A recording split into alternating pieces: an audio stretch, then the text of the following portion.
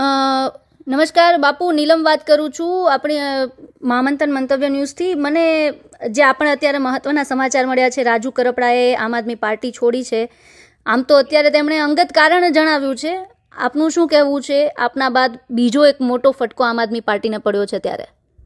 જી, મારા માટે આ સમાચાર બિલકુલ શોકિંગ એટલા માટે કે હું ખૂબ સારી રીતે જાણું છું કે જે લોકો, જે સંગઠન, જે પાર્ટી સત્યથી દૂર હોય, ઈમાનદારીથી દૂર હોય, લોકશાહી પ્રેમથી દૂર હોય, ખેડૂત અને પીડિત લોકોની સાચી વાસ્તવિક લાગણી અને પીડાથી દૂર હોય, ખાલી આભાસી ઉભો કર્યો હોય, આવું બધું જે ન હોવું જોઈએ એવો આખો સમૂહ એક જગ્યાએ ભેગો થયો હોય, ત્યાં તાકાતવાળા માણસો ન ટકી શકે. અને એના ભાગરૂપે રાજુભાઈએ કદાચ રિઝાઇન કર્યું.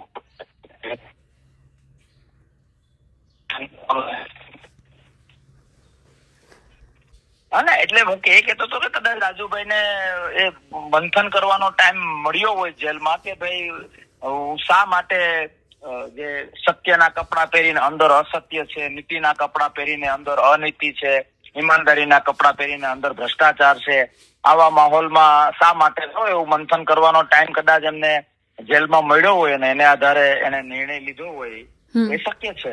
જી જી બાપુ, શું લાગે છે? કારણ કે જે પ્રકારે એક એવી પણ વાત છે કે સંગઠનમાં અંદરો અંદર થોડા પ્રશ્નો છે ઈસુદાનભાઈ સાથે કે ગોપાલભાઈ સાથે, અને એક પૂછીને કોઈ પણ પગલું લેવાનું એવી વાત જે છે એ પણ એક અંદરખાનેથી સામે આવી રહી છે. આપનું શું માનવું છે સમગ્ર મુદ્દે? જી, એમાં એનો જવાબ તો રાજુભાઈ જ આપી શકે કે શા માટે એમણે એ કર્યું. પણ મને કહેતા દુઃખ થાય છે, પણ હું સત્યને નજીકથી જોઈને આવ્યો છું, વાસ્તવિકતા નજીકથી જોઈને આવ્યો છું. ખાલી દેશની નહીં, આ દુનિયામાં જેટલી પણ રાજકીય પાર્ટીઓ છે ને એ પ્રમાણે કમ્પેર કરીએ ને તો આમ આદમી પાર્ટીને પાર્ટી કેવી એ પણ બધી પાર્ટીઓનું અપ છે. કારણ કે પાર્ટી જેવું કઈ છે નહીં, દીવા જેવું ચોખ્ખું છે કે બીજેપી તરફની જે નફરત છે એને લીધે બીજેપીને ડર લાગે છે કે 27માં દોરું થઈ એમ છે, કોંગ્રેસની સરકાર બનશે. એટલે કોંગ્રેસના મત તોડવા માટે બીજેપી આમ આદમી પાર્ટીને મોટું કરી રહ્યું છે, એ સ્પષ્ટ છે. જી બાપુ, એક બીજી વાત એવી પણ છે કે જેલમાં જ્યારે રાજુ કરપડા અને પ્રવીણ રામ હતા ત્યારે પક્ષ તરફથી કોઈ ખાસ પ્રકારના પ્રયાસો નથી થયા તેમને છોડાવવા માટેના, એક એવી વાત પણ છે. આપનું શું કહેવું છે? જી, કોઈ પણ સંગઠનની સફળતા માટે સમૂહ કેન્દ્રીય વલણ હોવું જોઈએ.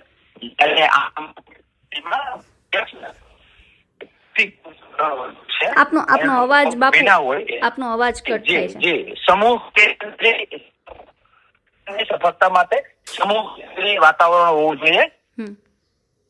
પણ ક્યાંક વ્યક્તિ કેન્દ્રીય ચાલતું હોય એનો ભોગ ના હોય, જે કરી હોય એ શક્ય છે. બિલકુલ બિલકુલ બાપુ, અમારી સાથે જોડાયા અને સમગ્ર માહિતી આપી તે બદલ આપનો આભાર બાપુ.